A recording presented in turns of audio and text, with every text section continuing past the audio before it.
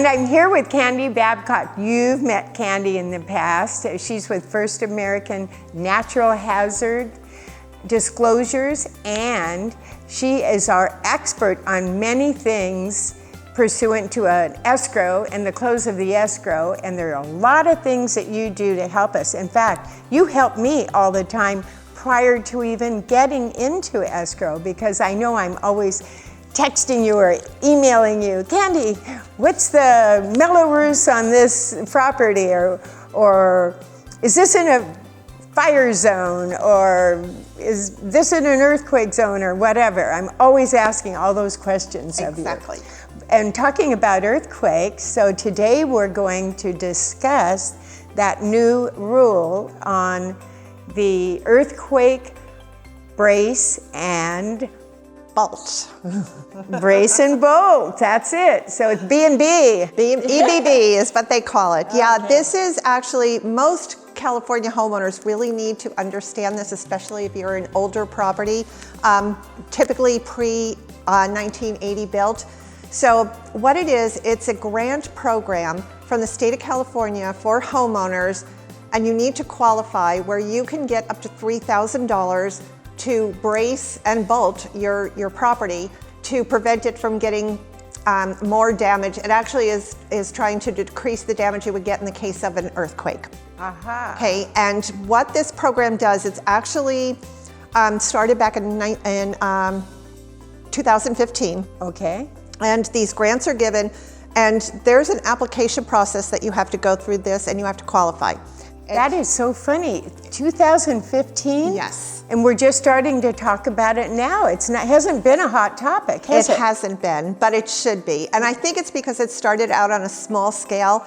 For example, when they started this, what you'd have to do is they use the U.S. Geological Survey maps, and what they did, they're earthquake maps. So they went to the most dangerous or most vulnerable areas and started with those zip codes. And the older houses, right? And the older houses in those zip codes. So like if you had an older house, let's say you're in any town, California. Laguna Beach. Okay, no fault zones there. So we'll pick up, you are a wealth of information. Any town has a fault line running through it, okay? And they're in danger of an earthquake. What would happen is they would take that zip code and make that eligible to apply to get these grants. Well, then anything up that Santa Ana River, that's the San Andreas Fault. So Yorba Linda and probably parts of Corona, right? In Orange County right now, the only two that are on the eligibility list are Anaheim and Fullerton. But that's not to say that they haven't, like the Yorba Lindas and areas and Coronas, haven't been on it in the past. Okay, I was just looking at current information to be able to talk about it so we can inform the homeowners that this grant program is available to them. To them, right? So you're only Anaheim and Yorba Linda. For Fullerton now. Those are the two for this year. Okay. And then next year, and it's either in September or October, it comes to the time where you can actually register or sign up to get these grants. But you have to go to their website first and make sure that your zip code that you're in is on the eligibility list for that particular year. Get it. So that's how they do that. And I encourage everybody to do it. And it's very easy to check the website. Basically, all you have to do is go to www.earthquakebracebolt.com. And it gives you there are a plethora of information.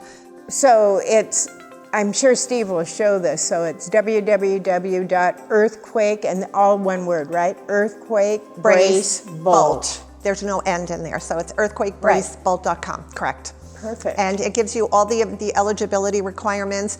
And what you do is, if you feel that you're in one of these areas, you can actually subscribe to their newsletter, and it gives you the information on how to do that on the website. And then they will send you information. So they determine next year's zip codes.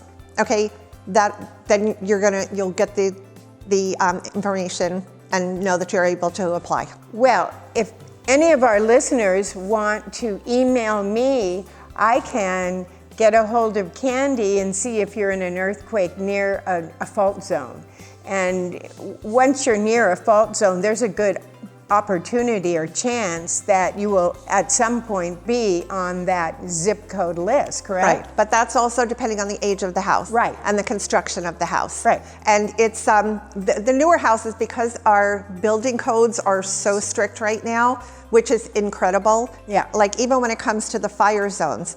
Okay, I actually watched a video of a town up north where there was a bad fire in this development, and I think there was somewhere around 75 to 100 homes in this neighborhood. 2 of the homes had been taken down to the studs and totally reconstructed after 2010. The fire zipped through this neighborhood. Those 2 houses were still standing. It was amazing to see this picture. I saw it in Laguna Beach. Remember that one house that was left, and it was up in the Mystic Hills area, and all the houses around it were gone. That house, and it had the ice plant around it. It had, the eaves were covered, and there was nothing open where it could go into the attic. And they had done all this stuff. It was new construction.